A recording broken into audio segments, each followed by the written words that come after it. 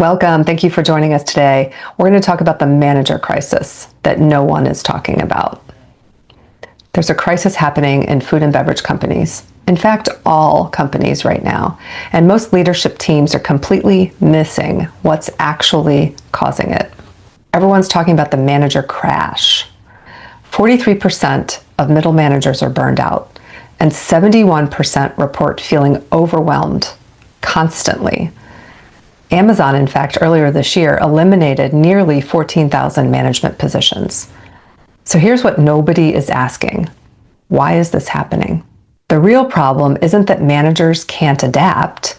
It's that organizations are promoting people into roles that were designed for 2005, a long time ago, giving them zero training and then acting shocked when they struggle. Only 37% of managers get any training at all when they're promoted, and 74% never receive ongoing development after that initial promotion. We are setting people up to fail. Here's the uncomfortable truth.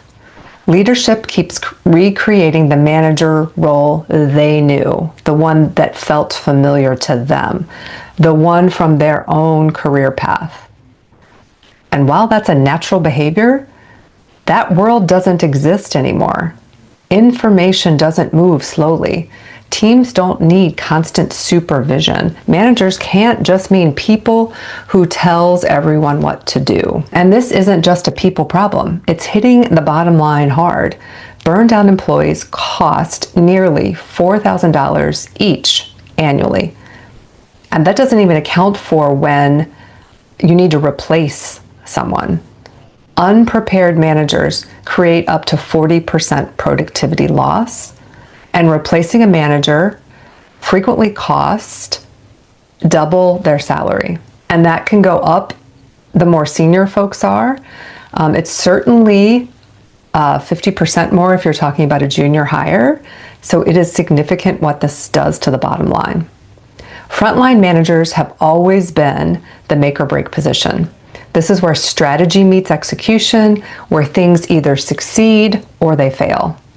Yet from the board on down, we're still defining these roles based on what worked in the past, not what's needed for today, and certainly not what's needed for the future. The managers who are thriving, they're at organizations that have reimagined, rescripted what that role needs to be. Today, especially managers in technical organizations, those within R&D or engineering, any STEM role, need to be strategic orchestrators, not supervisors. They need to leverage AI for routine work so they can focus on coaching and judgment. And they need adaptive capacity to navigate constant change. So here's my question for executives watching this. If 43% of your managers are burned out, is that a manager problem or is that a you problem? Getting this position right in the newest evolution is critical to the successful future of your company. I've published a complete breakdown of what separates organizations that develop managers from those that just burn them out. The link is on the screen and in the description below. So I want to say thank you for watching. If this resonated, subscribe to the world's top STEM leaders on LinkedIn for more insights on technical leadership. Thank you.